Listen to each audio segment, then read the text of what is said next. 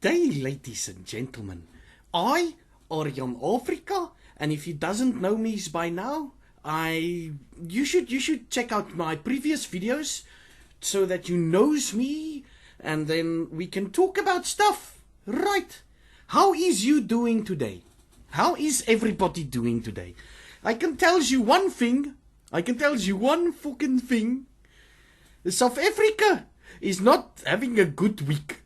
Especially the rugby people. For those of you who don't know, right? The Springbokke, the Springboks, as they say, as they call them over the seas, lost against Japan in the Rugby World Cup of this year. Man, it is funny. It is really, really funny. Now, you think that I'm a big supporter of rugby, and I am. I is a big supporter of the rugbies. But this is sommer kak, man. This is sommer... It's not even funny. It's amazing, right? I is impressed that Japan beated South Africa, the Springbokke, in a rugby match. I'm amazed. Right? It is...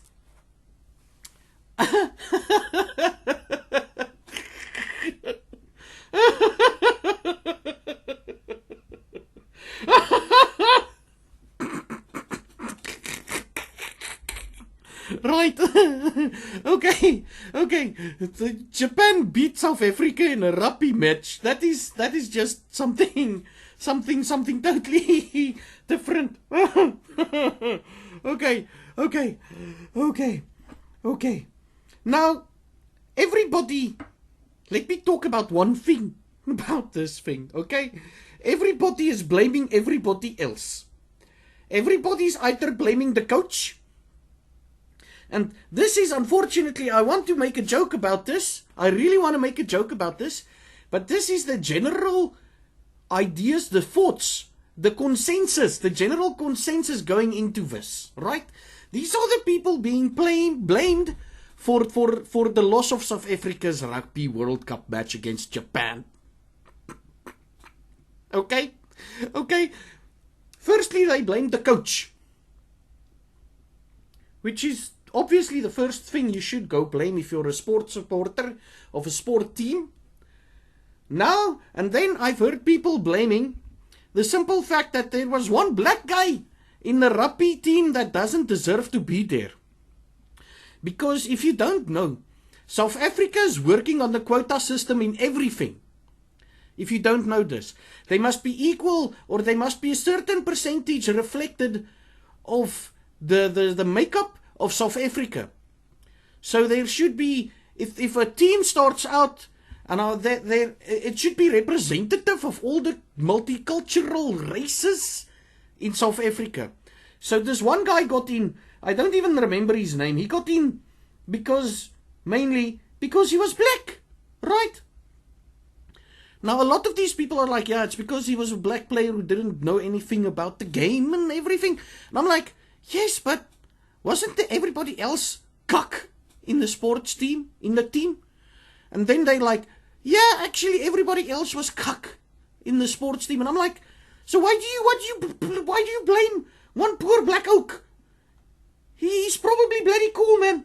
And now everybody sucks. Now that I've pointed out the fact that everybody probably sucked in the rugby team, they like, oh yes, everybody sucked. Yes. And everybody's blaming everybody and someone and something else. Let me tell you something about sports and being motivated to do something, right? I am not a big guy on YouTube now. I'm a big fat guy. I'm a big fat fucking guy, but I'm not a big guy on YouTube. And for all these months and months of making this video, I've gotten a couple of guys going, yeah, that's cool videos, man. I like it. And a couple of people heard of me and they're like, wow, this is quite cool and everything. And I heard someone asking me if I know Jan Afrika because I look like him. And I'm like, yes, I kind of know him. But that's another story.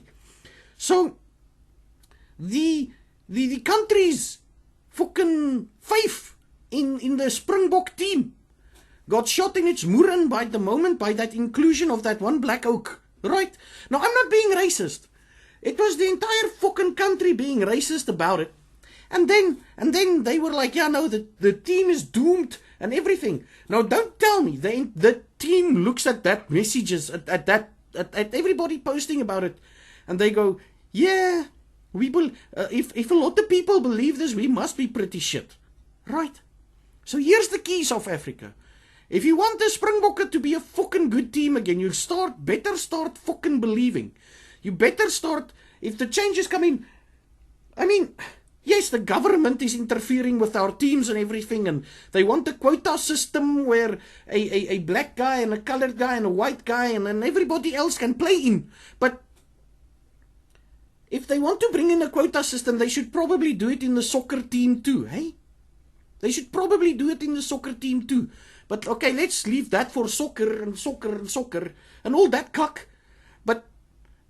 But still, South Africa, your team, let me tell you a little bit of a truth. Your team, your Springbok rugby team, did not fail you or the world at all during this Rugby World Cup match. You know who failed?